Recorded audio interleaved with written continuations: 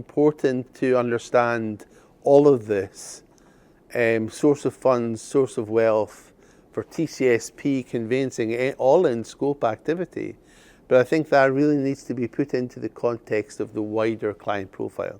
So this notion of holistic due diligence.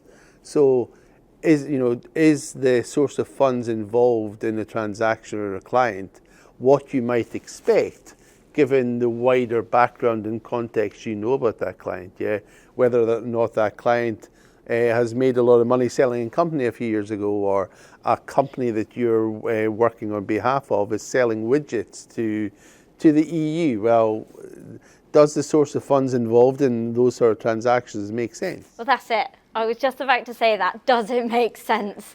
And that's the most important thing when you're looking at source of funds and like the source of wealth, when you're trying to decide whether or not it is okay. Does it make sense that they have this source of funds based on the activity that they're doing in terms of what their job is, in terms of what, their company is? It's really, really important to understand that. And it is that feeling, isn't it?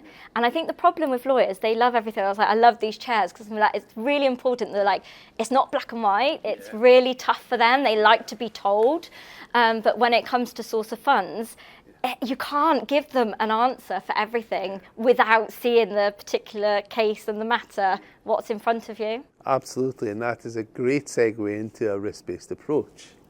Yeah, so I love a risk-based approach, those lawyers. So, in the context of client due diligence, let's talk about risk-based approach. I know that law firms find this really tricky because, again, they like that black and white. They like to be told exactly what they need to do. And this is when policies and procedures are really important, because the risk-based approach will be dependent on that individual law firm and the risk that they have. It takes you all the way back to your firm-wide risk assessment in terms of what your policies and procedures are going to be, in terms of what your risk-based approach is. You'll have some firms that do lots of high-risk work. So in terms of that, they might do a lot of enhanced due diligence. They might not call it that, but actually, the fee earners are being made to do a level that's higher than they might necessarily need to do, but that's where the law firm has decided that their risk-based approach sits. Based on their PWRA, right? Exactly, based on that. And it's really important, and that's why a firm-wide risk assessment, or practice-wide risk assessment, is really important for firms as well. You kind of need that first before you can lead it into your policies and procedures, because that defines how risky you are as a firm in terms of, right, for these departments we need to be doing X, Y, and Z. And like I said, it can be completely different for different law firms. I've seen lots of different approaches depending on what type of work that they do. Yeah, absolutely. But I think fundamentally it's about identifying and evaluating and assessing risks in the context of your practice, of your client and the matter that you're dealing with, and then implementing the right level and, importantly, the right type of due diligence to mitigate the risks you're seeing. And that includes, of course, the right type of source of funds and source of wealth checks as well. So, understanding the risks inherent in the client or the matter, and then implementing the right controls to mitigate those risks. That ultimately, that's what a risk-based approach is, right?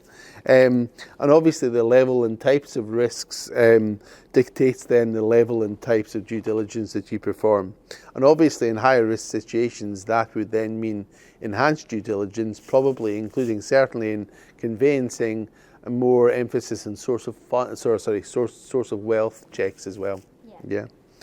Okay, but I think it's really important to emphasize the type of due diligence involved. So there's no point in, if you have identified through your risk assessment that source of funds, for example, is of higher risk in this matter, there's not really much point in doing extra verification checks on Kayleigh Smale. Oh, yeah. I see that quite a lot. Yeah, what's the point? I see it quite a lot, yeah. and firms do that. They think, oh, it's high risk, so now we need to actually get more ID, another proof of address. What's that going to do? How is that mitigating the risks? No, actually here we need to be doing more on the source of funds and understanding that a bit better and gathering evidence surrounding that. Yeah, ask for the type of due diligence, whether that be verification or source of funds, source of wealth, whatever it is, to get you comfortable with the risks involved in that client or that transaction. And therein lies the link between risk assessment and source of funds and source of wealth. Fundamentally, the higher the inherent risk involved in a client or a transaction and the risk factors present, as assessed through your risk assessment, the more extensive and detailed those source of funds and source of wealth checks should be, and the more evidence you should be collating and analysing. Think of crypto. Yeah. Cryptocurrency. I mean, I don't like it. I'd rather stay away. I will find an expert to help you with that. But if you've got cryptocurrency, it's classified as high risk. In England and Wales, the SRA have said this is high risk. I think it's the same it'll be the same in Scotland as well. So you need to be you need to make sure you have a better understanding and you're getting enough evidence to make sure that you feel comfortable about where the funds are coming from. And a lot of the time, I see a lot of firms getting an expert in when it comes to those sorts of things. Oh yeah, absolutely. I mean, ultimately, as an ex-supervisor, where I see a solicitor, a firm, undertaking that risk assessment, a thorough and detailed risk assessment, and then marrying up the results and findings of that risk assessment with the due diligence performed, and using that due diligence to really mitigate those risks, record keeping, ensuring you've got a good record of what you've done and why. That is the key to good supervisory outcomes as well, whether that be the Law Society of Scotland or indeed the SRA or LSNI, whoever. I think as well, it also helps law firms evidence their ongoing monitoring. Yeah. So the risk assessment is really, really good place for them to be able to do that, especially if they're doing it through different points throughout the matter. Some people have triggers to say to them, right, we've got all of our evidence at the start, that's fine. Right, let's do another trigger when we get source of funds. And they're writing about source of funds and then they're checking it all again at the end. That's also helping them with their ongoing monitoring. Yeah, Just wanted to throw that one in there. No, absolutely. It's really, and certainly Amicus, within the Amicus platform, we have risk assessments built in with sections where you can, for ongoing monitoring purposes, look at the risk at the start of the relationship, or the conveyancing, for example, in the middle and at the end, just before any funds actually move as well. And that's it. That's what the regulator's looking for. When they say they don't want a tick box exercise for a risk assessment, they're not saying you can't have tick boxes, because obviously some of them are, is it a PEP, yes or no? There's nothing more you can really do with that question.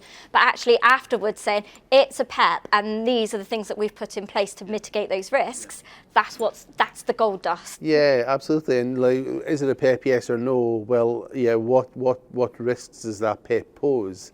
And this is the due diligence we've put in place to mitigate those risks. Yeah, exactly. I think it really, again, just to emphasise, no one's asking you to turn Sherlock Holmes here.